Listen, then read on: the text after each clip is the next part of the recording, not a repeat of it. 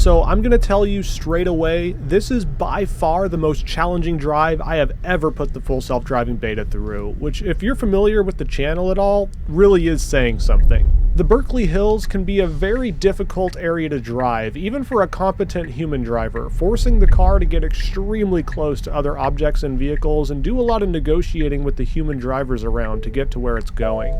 And not only that, but the amount of edge cases I experienced in this single drive was pretty unbelievable. But I am happy they happened because they do show the current limitations of version 12 and where it struggles, and also where it's considerably better compared to earlier versions.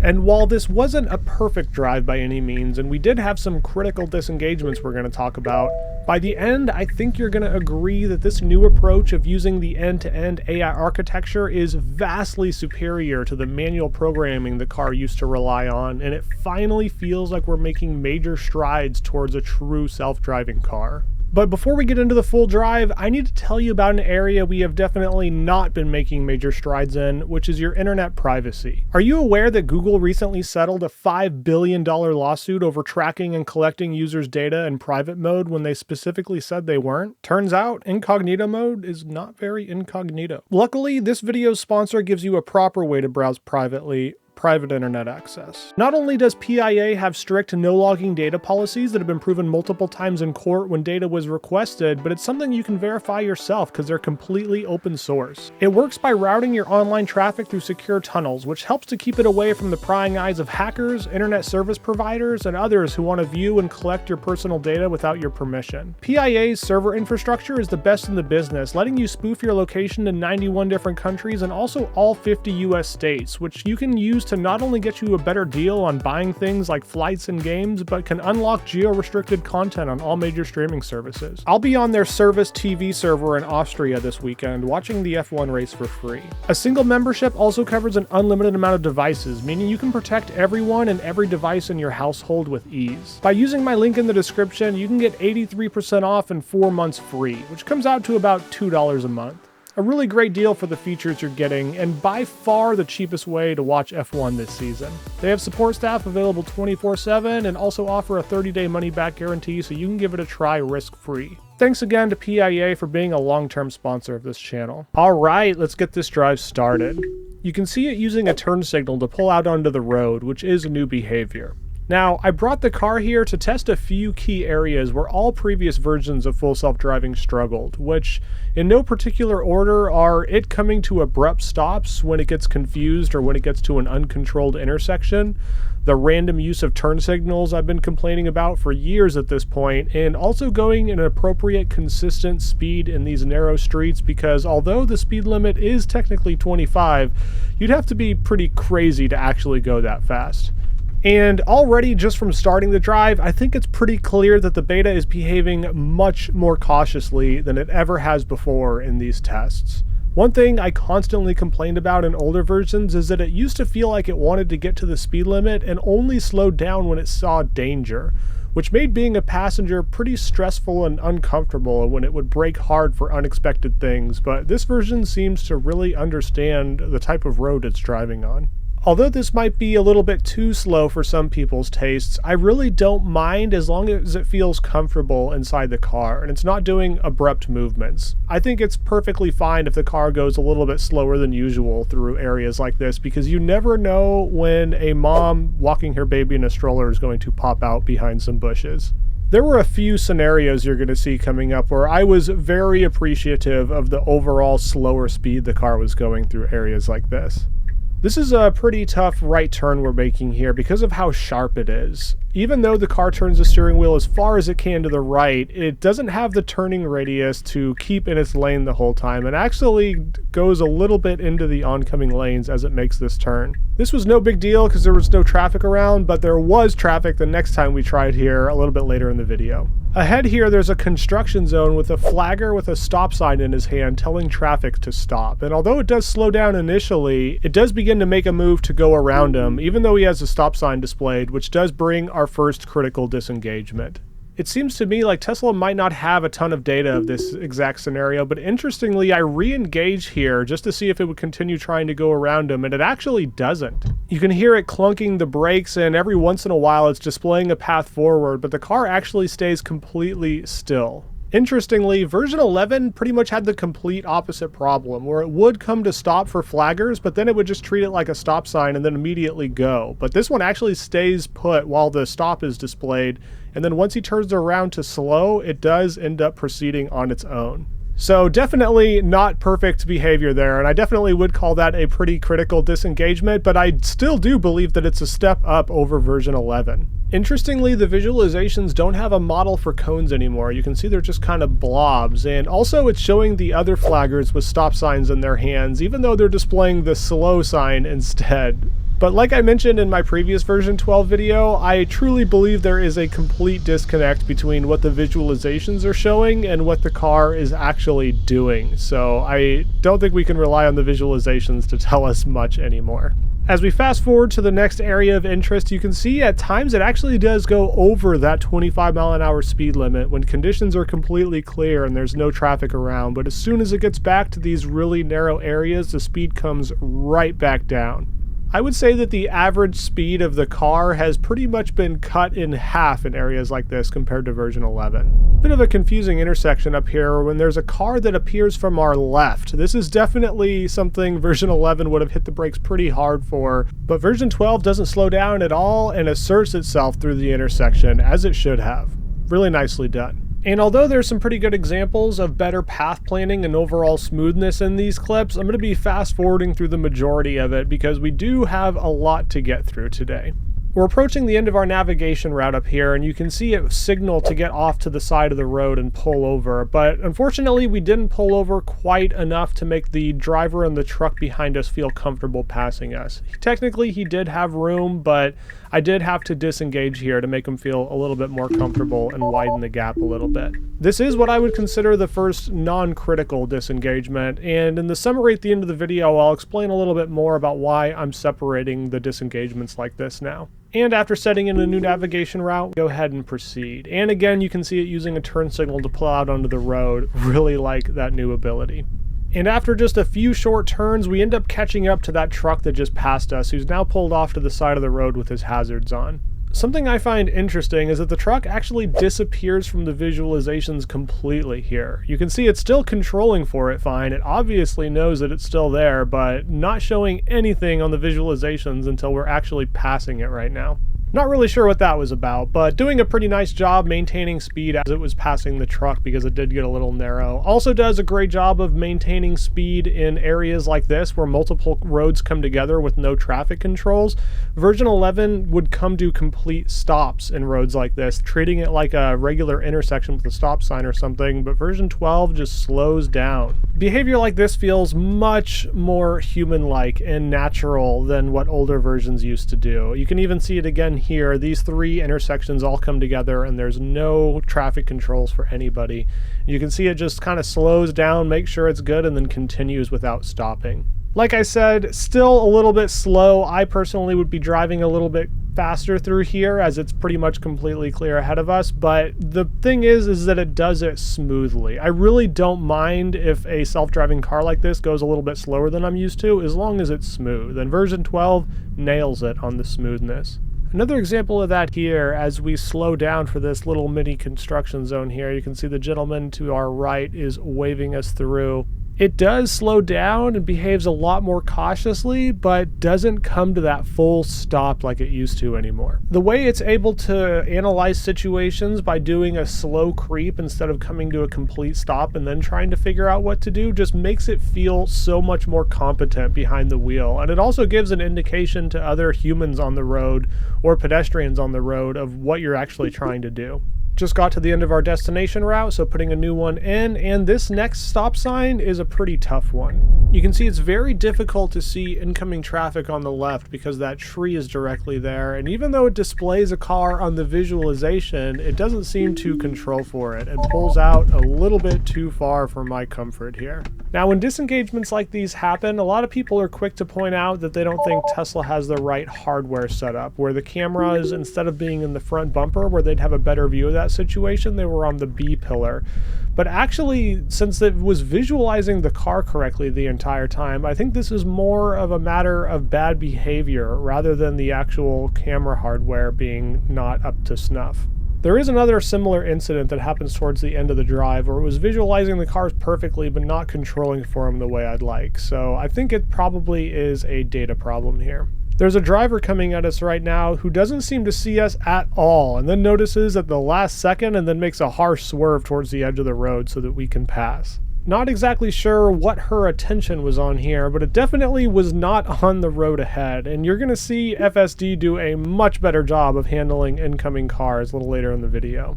There's a guy standing in the road here, which I thought was a little bit odd until I saw the family of deer he was looking at. Definitely a bit of an edge case for FSD here. We turn on our left-hand turn signal because we're heading left, and that's actually the same way they want to go too. And we end up actually following these deer down the hill. Can also probably see it's having a little bit of trouble deciding how to visualize these. I see him switching between large dogs and people and motorcycles and bicycles. It just doesn't quite know what to make of this, but is controlling for it extremely smoothly. As we get to the bottom of this hill, another unprotected left, and it has pretty low visibility because of that guy who just kind of stopped in the road there with his hazards on.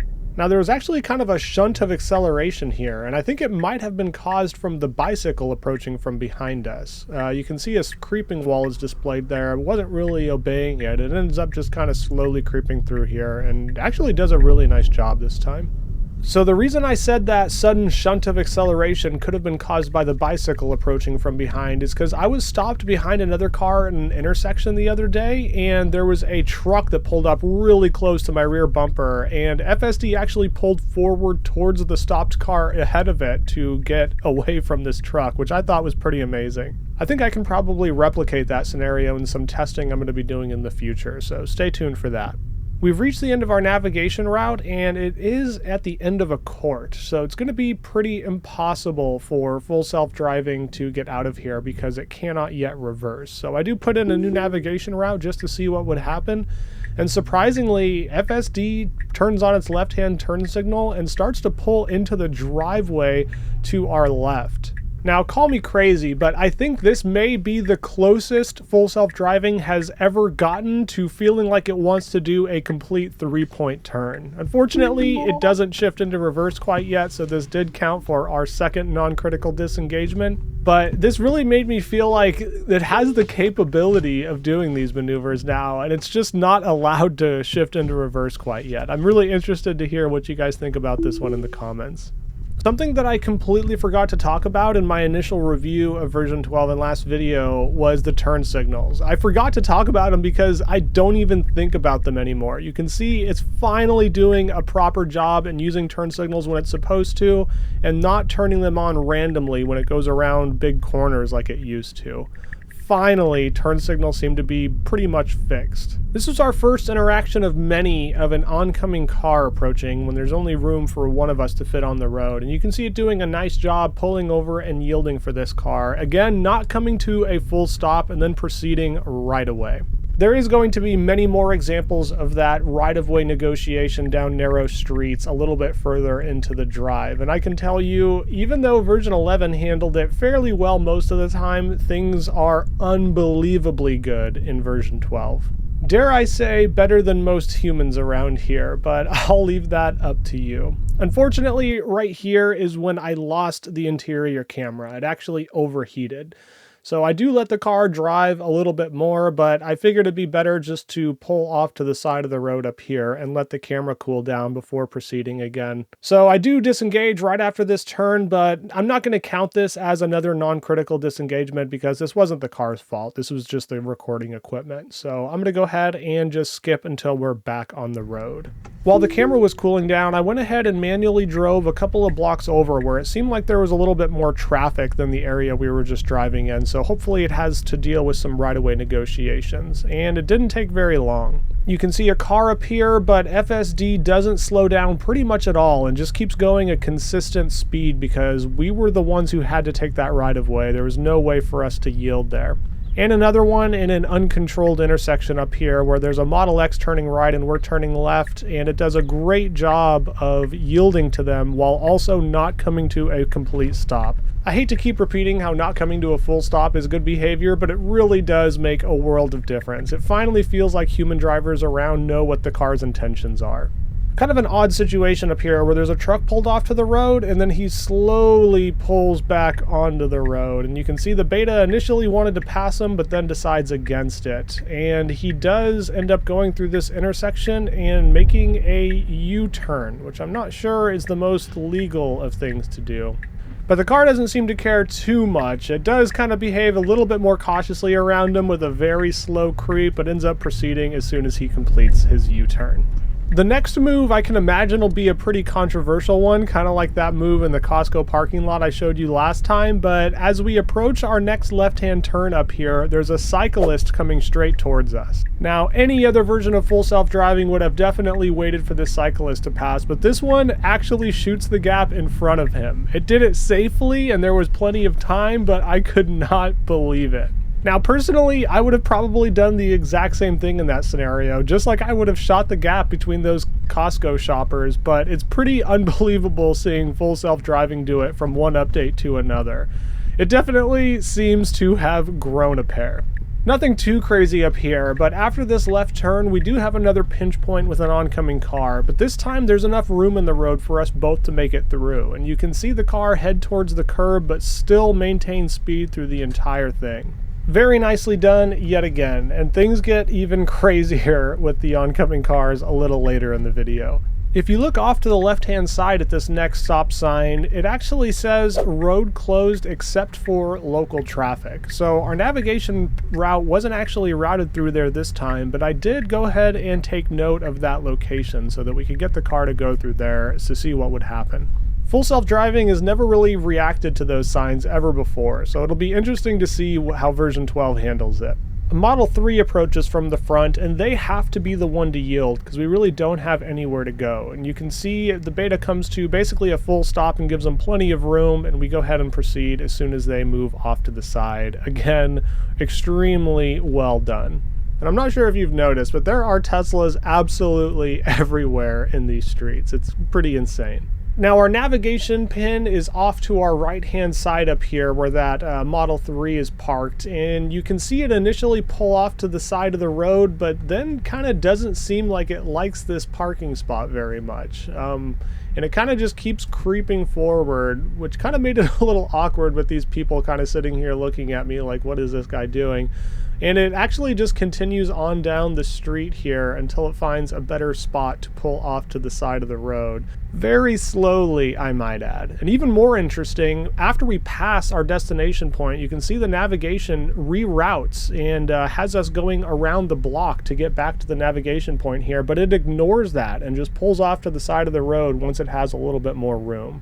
Definitely some brand new behavior for the full self-driving Beta here. And I go ahead and set this next destination route to that construction zone that it failed at before, just to give it one more shot with that flagger. A little difficult to see, but there's a car off to the right making a U-turn and completely scrapes up their bumper on that driveway in the process. Ouch. These roads can be pretty unforgiving, and I've noticed a lot of damage on the car sitting on the side of the road here, kind of like San Francisco.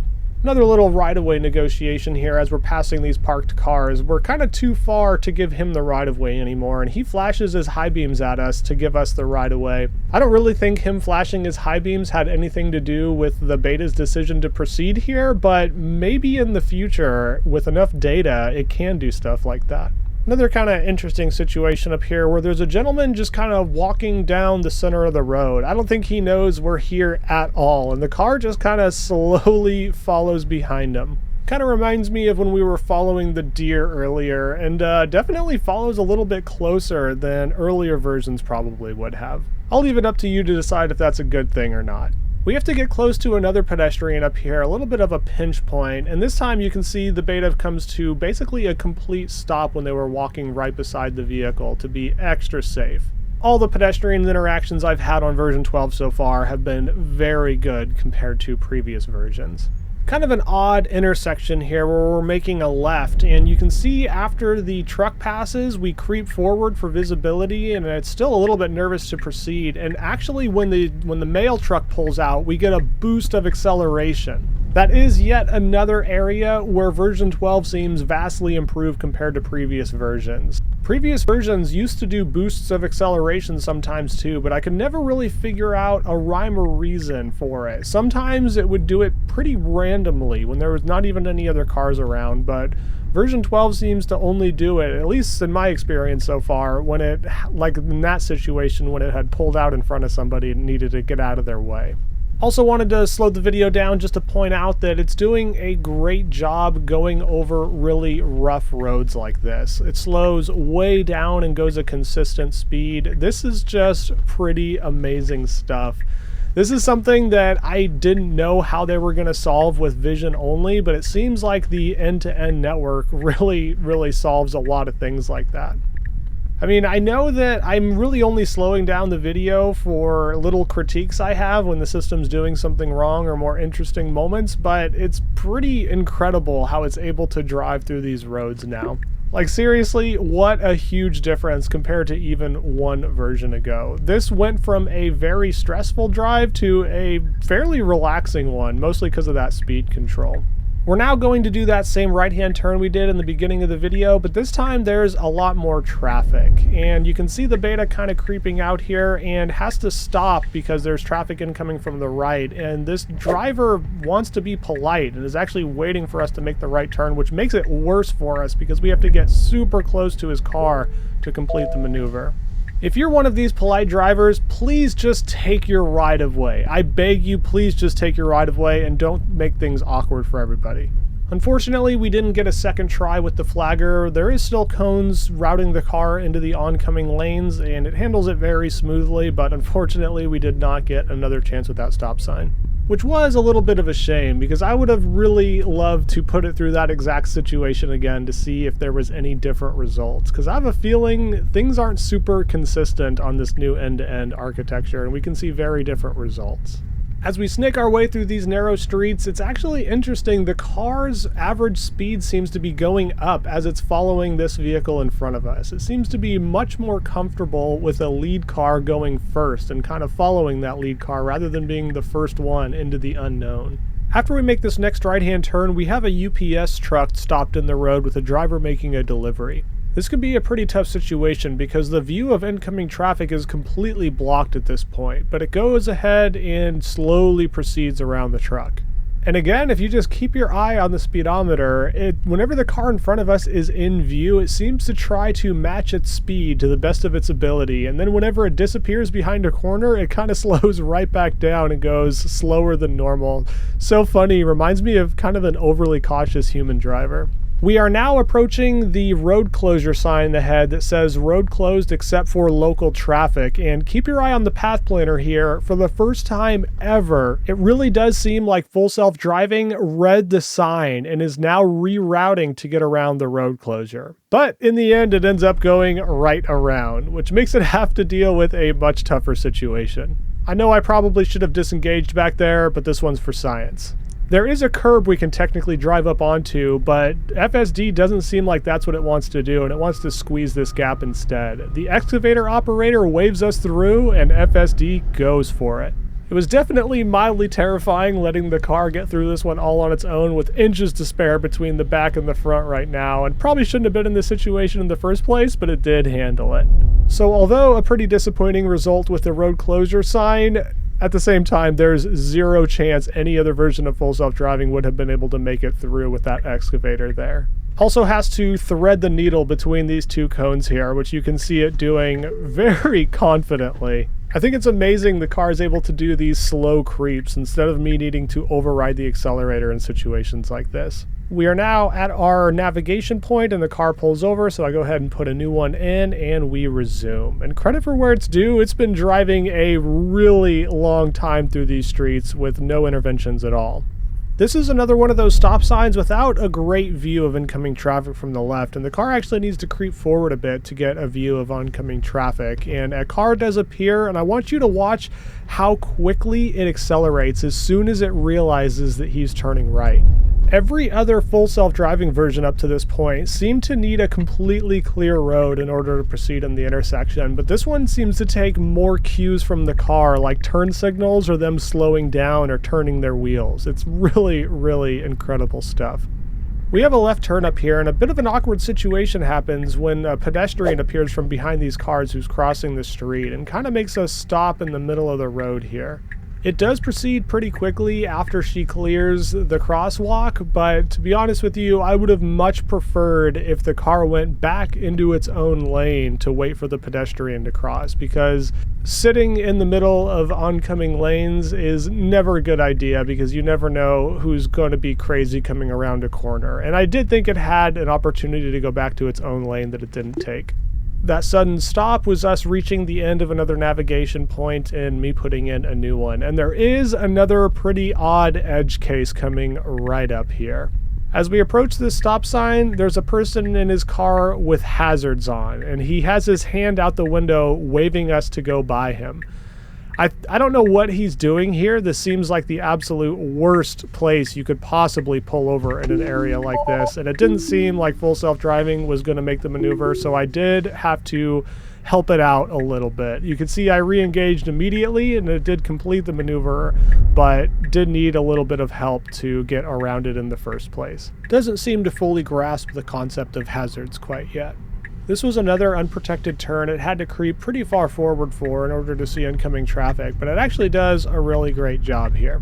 With version 12, I found it's a little bit harder to predict how it's going to handle these unprotected turns. Sometimes it does it very cautiously, and sometimes it does it overly confidently. There's a cyclist in front of us in the lane ahead, and this is definitely an area the beta used to struggle in quite a bit, but this time it just hugs the edge of the lane and goes right by. That may have seemed pretty mundane, but it's just so nice that the car is able to handle this stuff without any manual programming. I remember a video from Cruise where they were manually programming the car to be more aggressive in scenarios like that, and we all saw how that turned out. As we approach this next left-hand turn, a truck appears from the left-hand side, and instead of waiting for it to completely clear the intersection, it kind of just nudges its way through here.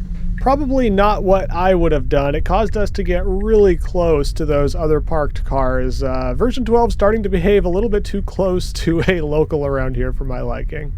We have a truck that's backing up into a driveway, and this is another area where version 11 struggled a bit. It would kind of just drive right up to the truck and not give them very much room, but you can see version 12 behaving very nicely and giving him plenty of room and only proceeding when he's basically cleared the street.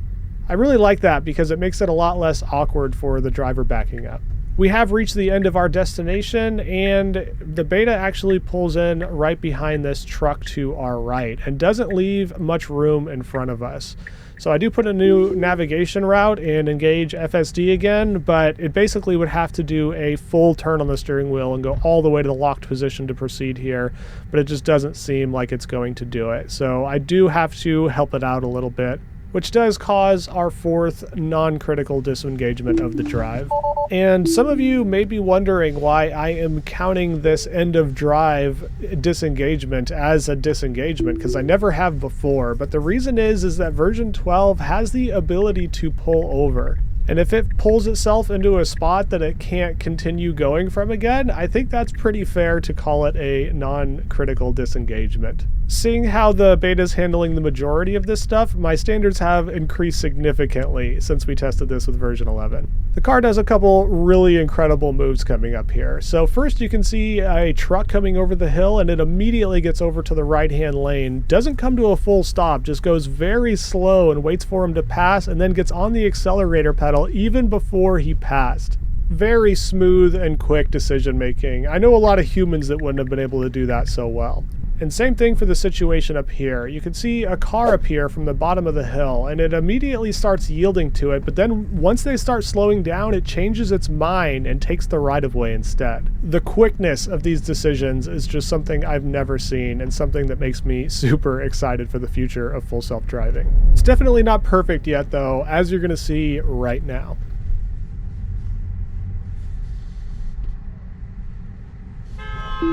At least there's not going to be many of you telling me I should have pushed the car further, because I was at my limits here. Now this is a pretty odd blind intersection, but we are the only ones who have a stop sign here, so it's our job to yield to everybody. But the beta just kind of pulls out here and goes to what I would consider the edge of just about to obstruct traffic, and then lets off the brake again.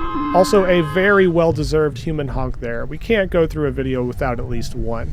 And nothing really else left to do except gun it and get ourselves out of this situation, but definitely some regressions on these unprotected left turns. It had way too much confidence going into that situation and didn't feel like it was using much caution at all. Sometimes it feels very cautious at those unprotected lefts, and it's hard to get the car moving at all, and other times it's like that, where it just wants to creep in front of everybody. So I think a little bit more data is needed in situations like that for sure. I know my car has been uploading a ton of data every time I get home, so hopefully that clip is sent to Tesla. And our last navigation route was down this, what looks like a private driveway.